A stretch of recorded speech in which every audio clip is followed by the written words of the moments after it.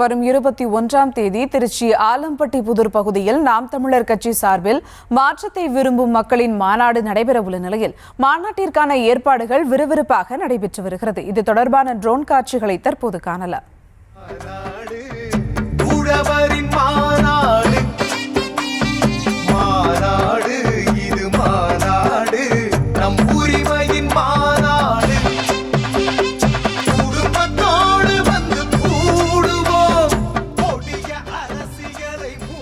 இது குறித்த மேலும் விவரங்களோடு இணைகிறார் செய்தியாளர் பாரி கார்த்திக். வணக்கம் பாரி கார்த்திக், விவரங்கள்.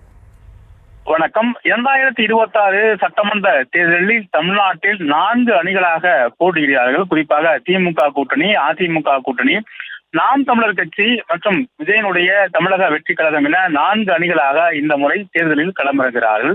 இதற்காக நாம் தமிழர் கட்சி வருகின்ற 21ஆம் தேதி நாளை மறுதினம் 234 தொகுதிக்கும் வேட்பாளரை திருச்சியில் மாநாட்டில் அறிவிக்கிறார்கள். அதற்கான பணி தற்போது நடைபெற்று வருகிறது.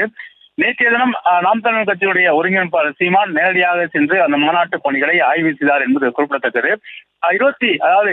234 தொகுதியுடைய வேட்பாளர்களும் தனித்தே பிரிக்கப்பட்டு அதில் 117 ஆண்கள் 117 பெண்கள் என சமமாக பெண்களுக்கும் ஆண்களுக்கும் வாய்ப்பு கொடுத்து வேட்பாளரை அறிவிக்கிறார். 120க்கும் மேற்பட்ட புது முகங்களுக்கு இந்த முறை வாய்ப்பு கொடுக்கப்பட்டிருப்பது என்பது குறிப்பிடத்தக்கது.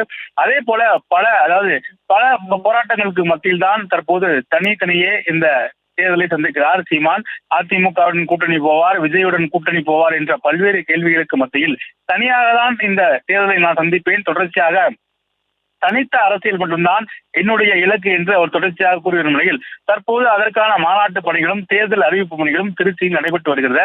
நாளை மறுதினம் 234 தொகுதிக்கும் வேட்பாளரை அறிவிக்கிறார். தமிழக அரசியல் மாற்றத்திற்கான தனி அரசியல் என்றும் எந்த கட்சியுடன் கூட்டணியை நாங்கள் செல்ல மாட்டோம் எனவும் தனித்து அரசியல் செய்யும் சீமான் நாளை மறுதினம் 234 தொகுதிகளுக்கும் திருச்சியில் வேட்பாளரை அறிவிக்கிறார். மாநாடு போல திரண்டிருக்கும் அந்த அறிவிப்பில் தொடர்ச்சியாக அதற்கான முன்னெடுப்பு பணிகளும் நடைபெற்று வருகிறது. விவரங்களுக்கு நன்றி பாரி கார்த்திக்.